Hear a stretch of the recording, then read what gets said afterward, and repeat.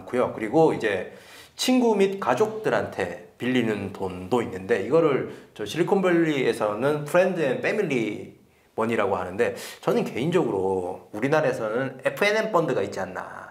일생에 한 번 정도 쓸 수 있어요. 그래요? 뭐예요 여기?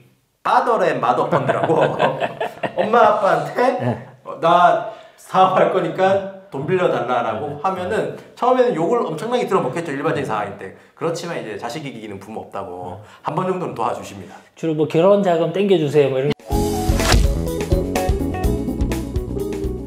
안녕하세요. 주민 IT 최준호입니다. 이번에는 스타트업 투자에 대해서 좀 알아보려고 해요.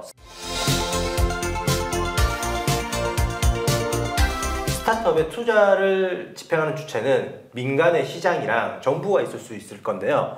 이번 컨텐츠에서는 정부 이야기는 제외하고 민간 시장에 대해서만 좀 알아보려고 합니다.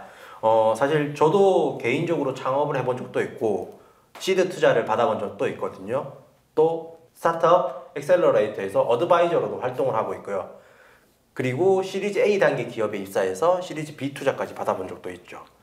사실 스타트업 생태계에 좀 익숙하신 분들이랑 방금 제 이야기가 다 이해가 되셨을 건데 그게 아닌 분들은 좀 아리송하실 수도 있을 것 같아요. 최 이사님, 지금 스타트업 초기 투자에 대해서 좀 정리를 좀 해주실 수 있으실까요?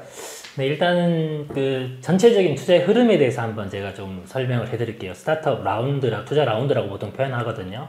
요거는 회사의 성장 단계에서 이제 구분이 좀 되고 투자자와 투자 목적에 따라서 좀 다를 수 있는데 간단하게 정리하면 일단 엔젤 투자 단계가 있습니다. 엔젤 투자 단계는 정말 엔젤입니다.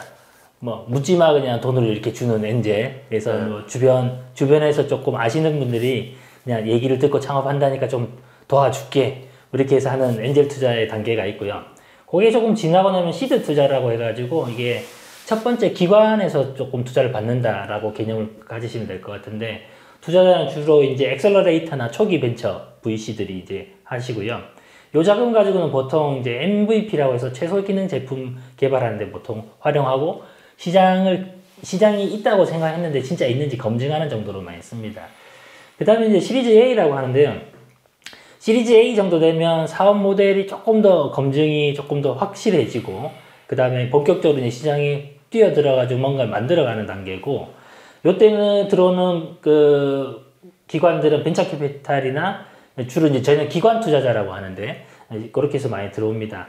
근데 요때 기관 투자자들이 조금 보시는 것들은 결국에 진짜 이 제품이 시장성이 있냐 또 성장성이 있느냐 가능성이 있느냐를 조금 더 보시고요. 시리즈 B 정도 가면 어느 정도 제품도 좋고 시장도 있고 그 다음에 이제 성장을 조금 하고 있는 게 보이는 그런 단계라고 볼 수 있겠습니다.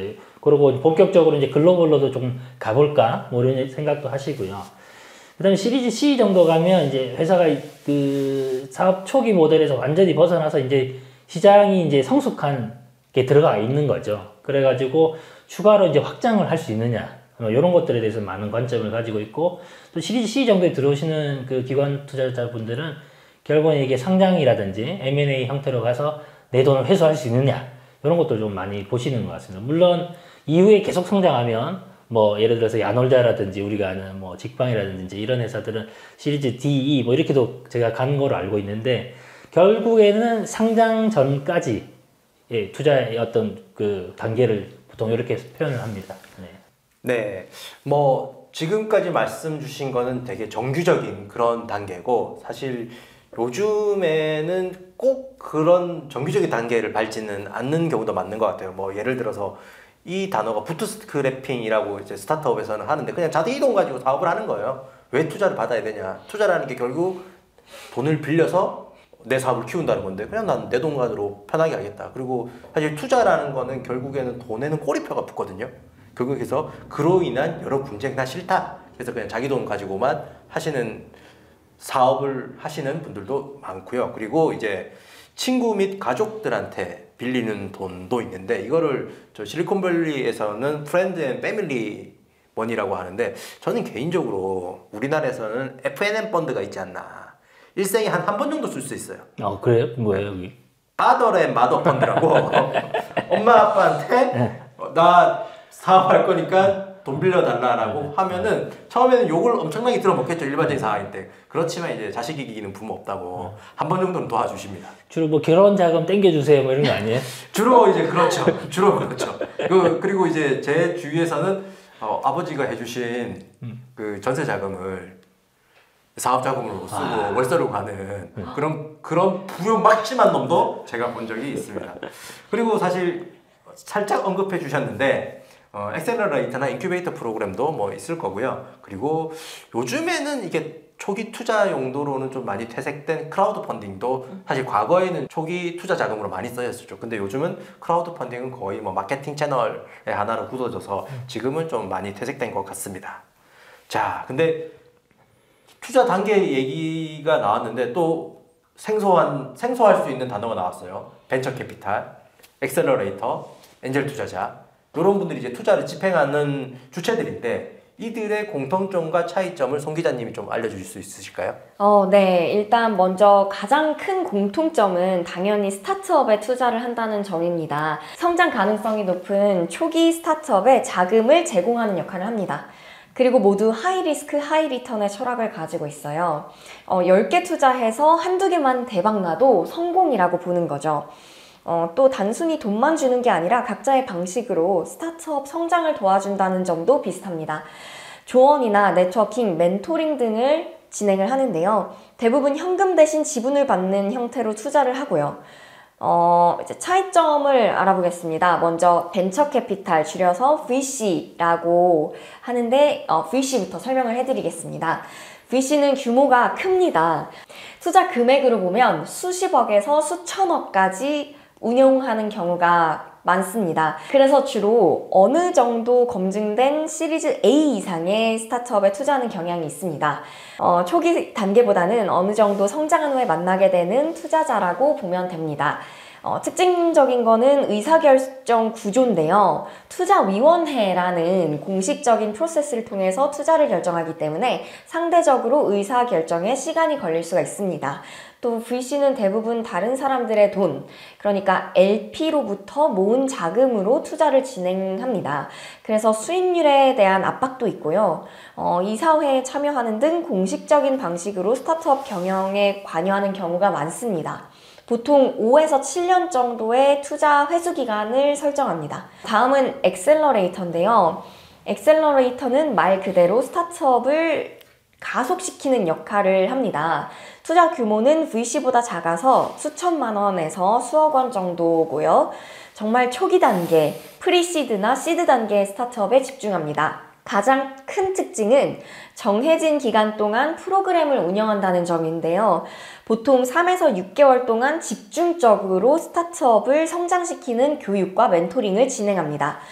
Y 콤비네이터나 테크스타즈 같은 글로벌 엑셀러레이터나 국내 스파크랩, 프라이머 같은 곳들이 대표적입니다.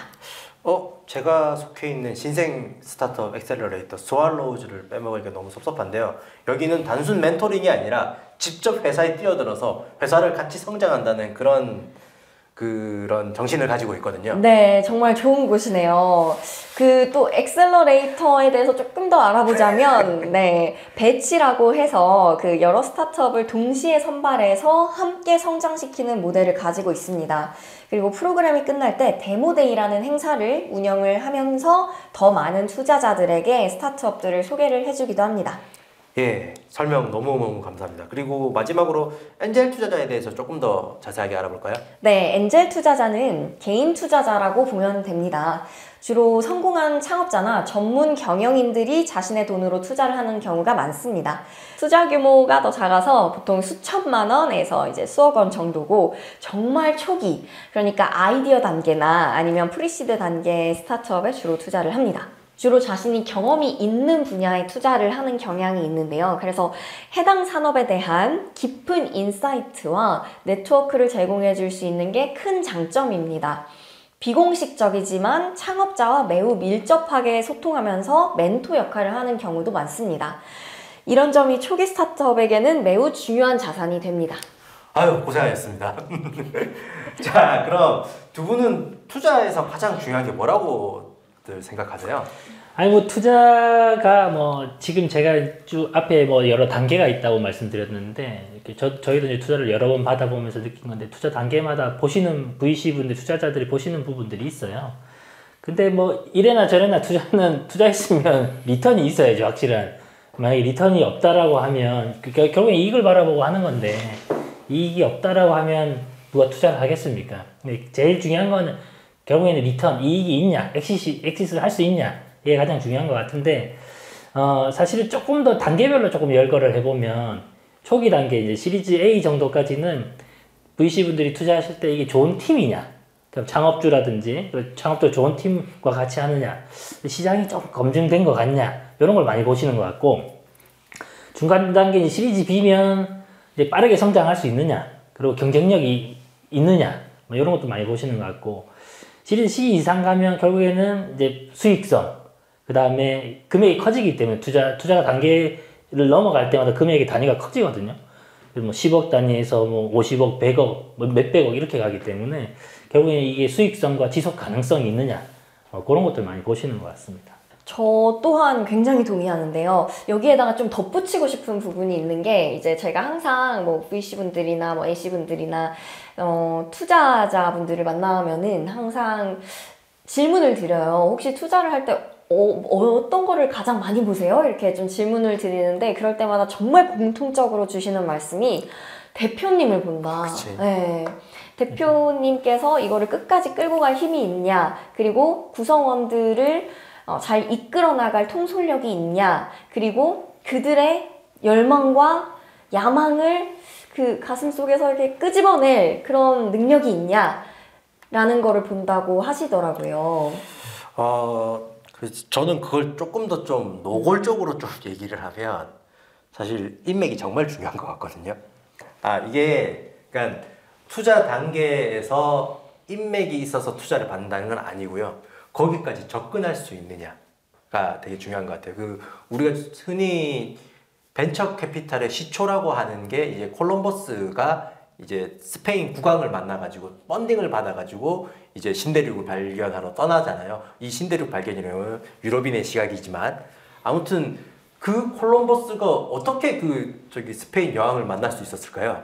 중간에 다 다리 놔줄 사람이 있었기 때문에 가능했을 거예요. 그 영국 사람이 어떻게 만났을까요? 그러니까 제가 말하는 인맥이 그 회사 내에서 정치 싸움하는 뭐 그런 인맥이 아니라 결국에는 자신이 일을 잘 하다 보면 좋은 사람들을 만나게 되고 그 사이에서 창업을 한번 해볼까라고 했을 때 주변에 도와줄 사람들이 갖춰져 있느냐 이게 정말 중요하다고 저는 생각을 하거든요. 그래서 실제 성공하신 대표님들의 사례를 보면 초기에 실패를 한 두세 번씩 하세요. 그럼에도 불구하고 결국에는 성공할 수 있는 게 그 주변에서 결국 도와주시더라고요. 그런 경우가 많기 때문에 정말 독고다이식 창업이 아니라면 사람 특히 투자를 받아서 할 거라면은 그 네트워크 관리 그리고 자신의 사회적 평판 관리가 정말 중요하다. 좀 그렇게 생각을 합니다. 네, 그 평판 관리 좀 말씀하셨는데 이 평판을 관리한다기보다 열심히 살았는데 관리가 된 거예요. 그냥 그쵸, 대표로서 네. 네, 인정받는. 근데 저기 최 이사님 지금 계신 회사도 지금 시리즈 C까지 투자를 받았나요? 네, 그 정도 받았죠. 네. 그러면 최 이사님네 회사도 초기에 어떻게 투자를 받으셨는지 좀 궁금합니다. 네, 저희 큐픽스 배석훈 대표님이 이제 세 번째 연쇄 창업 가시고 첫 번째, 두 번째 또 엑시스를 하셔가지고 뭐 엔젤한테 받아야 될 이런 정도는 아니었어요, 저희가. 그래서 처음에는 뭐 초기 뭐 대표님께서 이제 본인이 가지고 계신 자금으로 이제 시작을 하셨고, 그다음에 저희가 이제 팁스라고 해서 시작되면서 엑셀러레이터는 아까 언급한 프라이머, 사제 이쪽에서 저희가 이제 투자를 좀 받고, 그다음에 시리즈 A, B, C 이렇게 쭉 진행되어 왔죠.